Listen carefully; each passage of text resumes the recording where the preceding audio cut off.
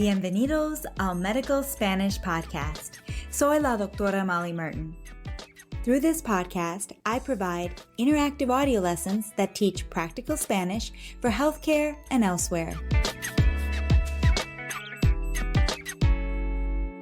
This is the first of a 5-part interview with Francisco Chavajay, curandero de huesos, a folk healer of bones.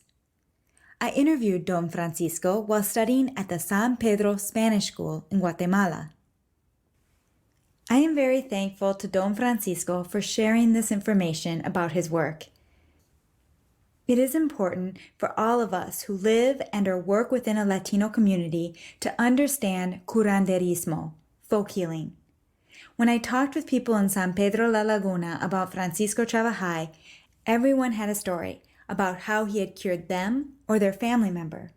I also heard about people traveling from other countries to get help with their back problems and other musculoskeletal problems. It was obvious that Francisco Chavajay holds a very respected position in the community and is an integral part of their healthcare.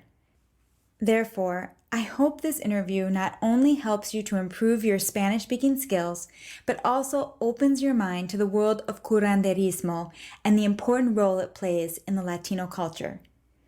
I began the interview asking Don Francisco when he became a curandero. Ahora escuchemos la entrevista con Don Francisco. Estoy con el curandero Francisco Chavajay de San Pedro La Laguna. Muchas gracias, Francisco, por estar aquí con nosotros hoy. Quisiera hacer esta entrevista para que podamos aprender sobre lo que es un curandero y qué proporciona a la comunidad. Primero, me gustaría saber cuándo te hiciste curandero.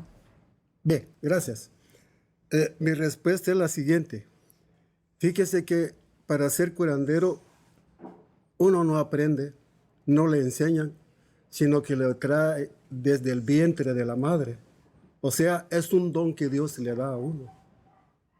Yo soy curandero de huesos, quebraduras, zafaduras, torceduras, algo así, deslocaciones, todo eso, ese es mi trabajo. Como ortopedista. Eso, así es. Y es que el don que uno trae, lo trae desde el vientre de la madre. Es que, según las costumbres de mis abuelos antepasados, en el momento de concebir un hijo en la madre, trae un don. En el momento de dar a luz al nacer, también. Y al crecer, ¿qué es lo que uno va a venir a hacer cuando empiece el trabajo? So when I asked Don Francisco, when did you become a curandero? ¿Cuándo te hiciste curandero? He responds, para ser curandero, uno no aprende, no le enseñan, sino que lo trae desde el vientre de la madre. O sea, es un don que Dios le da a uno.